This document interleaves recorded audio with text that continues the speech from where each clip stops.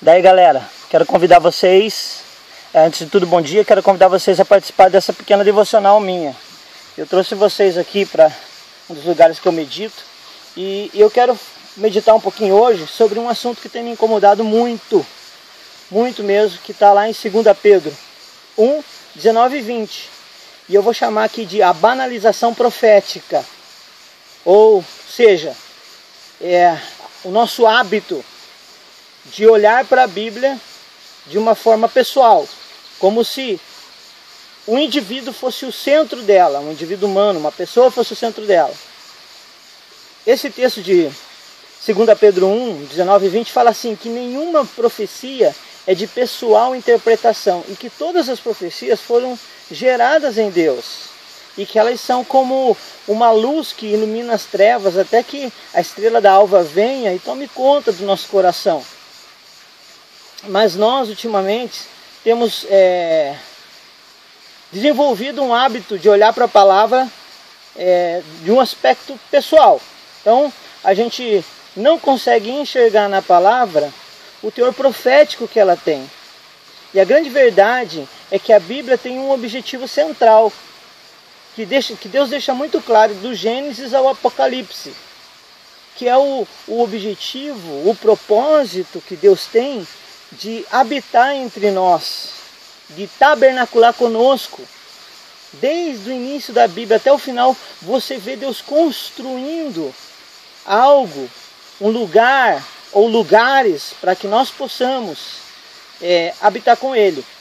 Então todas as profecias, tanto dos primeiros livros da Torá, como os profetas maiores, os profetas menores, os evangelhos, as epístolas, ou até mesmo os livros poéticos, independente do lugar da Bíblia, o objetivo é um só.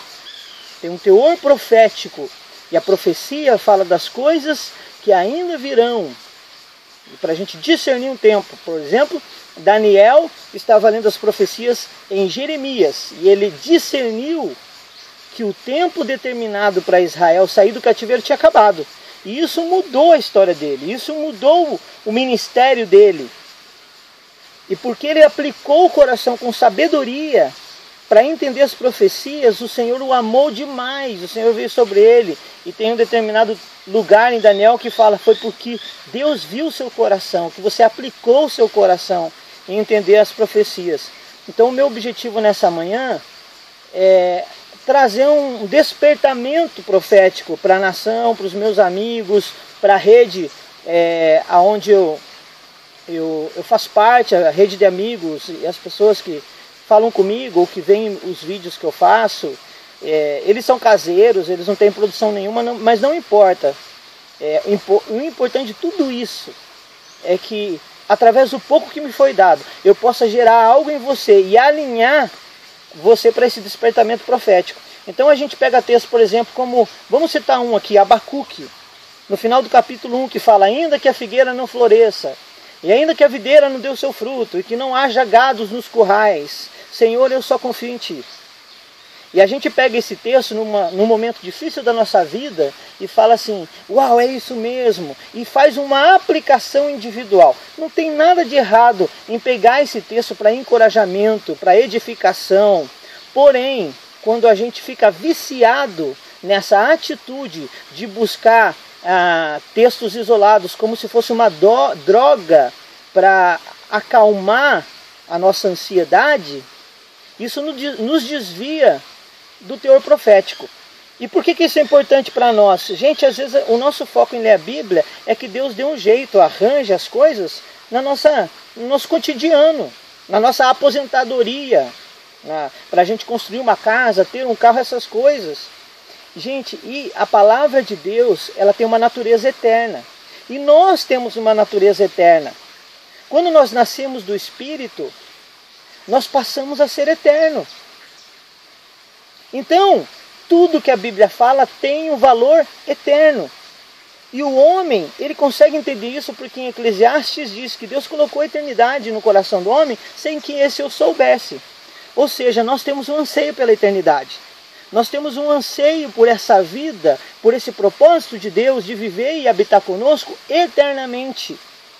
Você não foi feito para ter uma vida de 80 anos e depois disso a morte. Você não foi feito para levantar de manhã, tomar o seu café, ir para o seu trabalho, voltar para casa, tomar o seu banho, comer e dormir. Você foi feito com uma nova raça que vai reinar, que vai dominar. Desde o início Deus já mostra isso em Gênesis. A primeira ordem que ele deu para o homem, domine. Então nós somos feitos com essa natureza de governo. Mas quando nós começamos a olhar para a Bíblia de uma perspectiva particular, individual, a gente esquece do todo.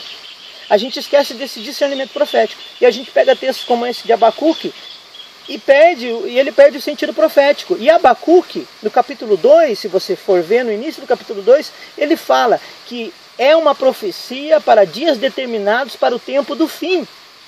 E está falando sobre o livramento do povo de Deus de uma nação, a Babilônia. E é engraçado que ele traça um perfil dessa nação babilônica. E se você comparar, por exemplo, esse perfil, que é o despertamento que Deus tem me trazido agora, entendimento profético, ela tem muito a ver com o que está acontecendo no Oriente Médio. Mas se você quiser ser específico ainda, vá para Zacarias. Né? Eu mesmo fiz uma música em Zacarias que fala que deu-me um turbante novo, uma nova sandália, deu uma vestes novas, falando do sumo sacerdote Josué. Mas a grande verdade é que Zacarias está falando da primeira e da segunda vinda de Cristo, da restauração de todas as coisas, da restauração de Jerusalém como uma capital eterna.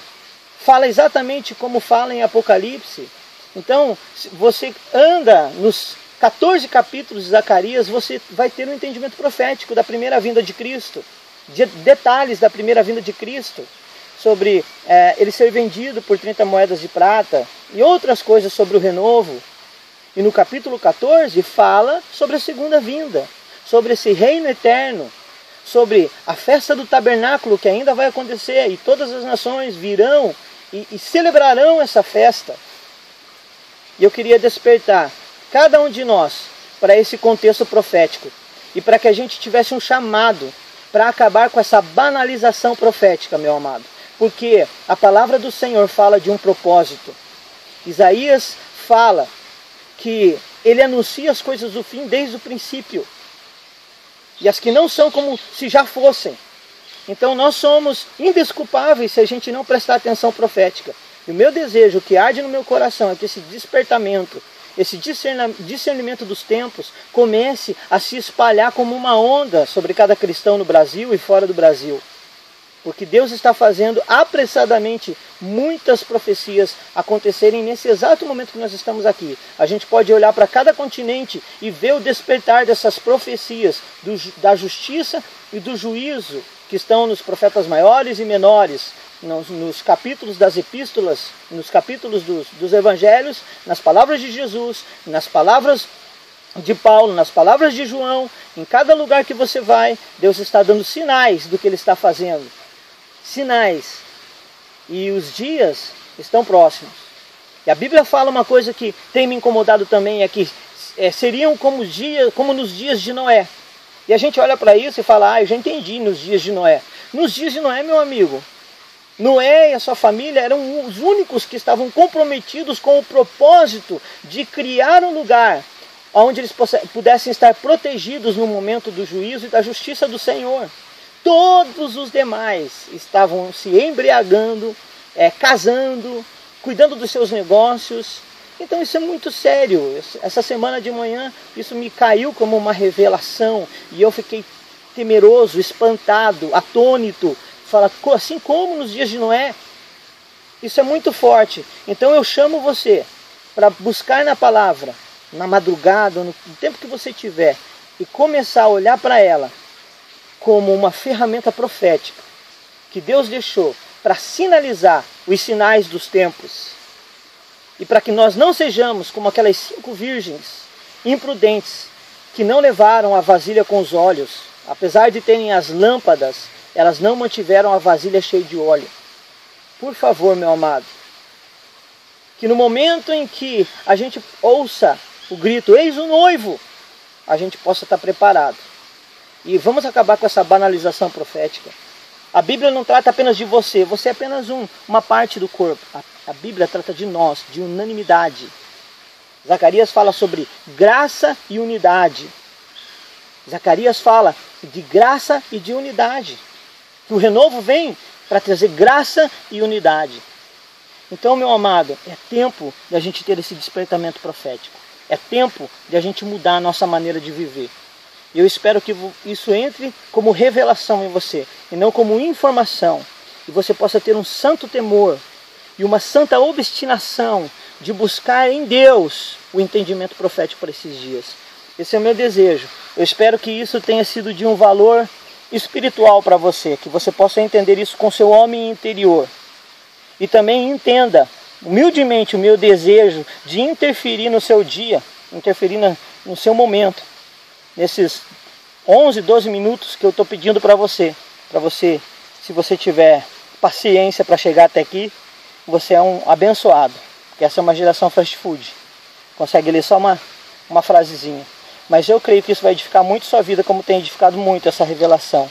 Não banalize as Escrituras, olhe para ela com o Espírito da verdade, porque rios de água viva fluirão do seu interior. Tenha um bom dia, fique com Deus.